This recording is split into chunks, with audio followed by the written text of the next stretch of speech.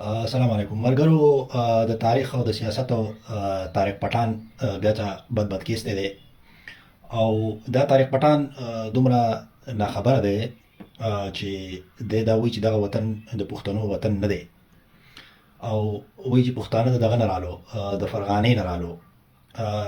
یعنی یا خو یوسفزي یادوي، نو یوسفزي خو د بابر سره د فرغانې نه نو راغلي. یوسفزي خو په افغانستان کې وو او په افغانستان کې د بابر مرګتیا کړې او بابر د فرغانې نه راغلی وو، یوسفزي د فرغانې نه نو راغلي او پاتې شوه د وطن تاریخي د پښتنو وطنو.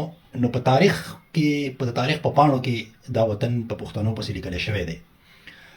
اوستا چې د زرتشت کتاب دی هغه کم از کم 3000 کاله پخوانی دی او د اوستا چې کومه ژبه ده هغه ژبه د پښتو سره ډېره زیاته نږدې ده.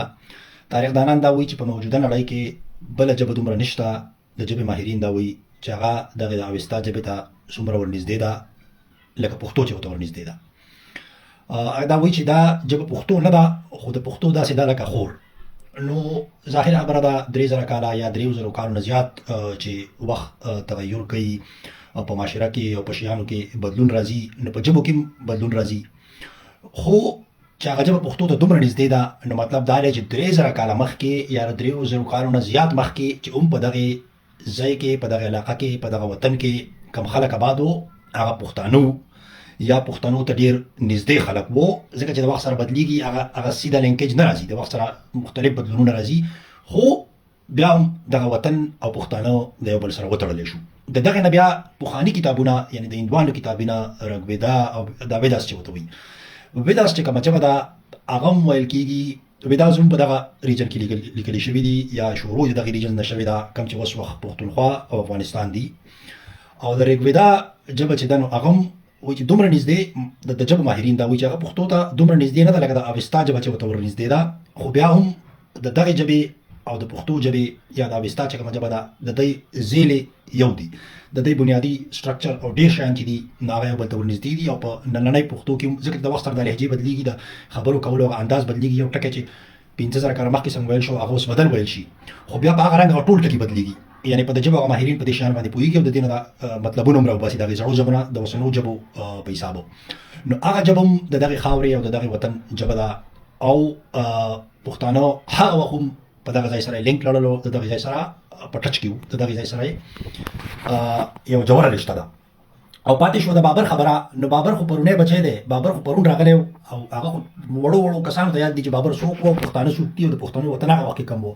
کم از کم 1000 کاله خو داسې ښکاره تاریخ موجود دی چې د پښتنو د اوسنۍ قبیلې د اوسني نومونه د اوسنۍ خبرې د دې ریکارډ موجود دی چې نه صرف دا چې په خپل وطن پښتونخوا او افغانستان کې وو، بلکې تر دلی په دلی سلطنتونه راخ کړي. هغه خو د پرون خبره ده، بابر د هغې نه 200-300 کاله وروسته راغلی دی. او کله چې بابر لاړ او د پښتنو په زور او د پښتنو په مرګتیا باندې دلی نیو او د پاني پت جګړه، نو هغه هم د پښتنو سره کړې وه، هلته د پښتنو حکمراني وه.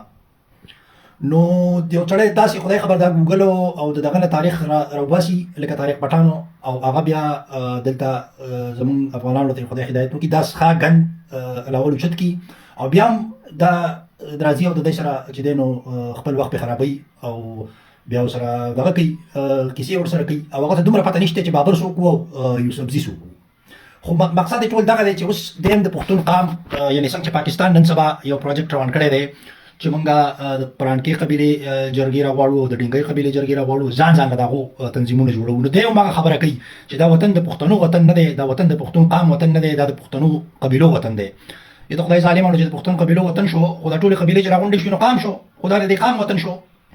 که قام نه مني نو بیا په پاکستان کې څنګه مني، خو بیا په پاکستان کې هم د قبیلو وطن شو. پکار دی چې پاکستان ته خپله دغه رالنډه کړي، د خپله جنډه دې راټوله کړي، قبیلې پوه شه او کارې پوه شه.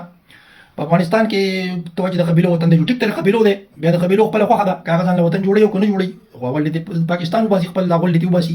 او که نه ریاستي د اوس وخت خبره ده، د ماډرن ریاست خبره ده، نو بیا پاکستان یو ریاست دی او پښتون قوم په دغه ریاست کې جنګ کوي، ژوند کوي. خو دغه ریاست ناکامه دی، دغه ریاست پښتون له ګټه نه ده ورکړې، پښتون له تاوانونه ورکړي، پښتون له تباهي ورکړي او اوس ولهم تباهي ورکوي.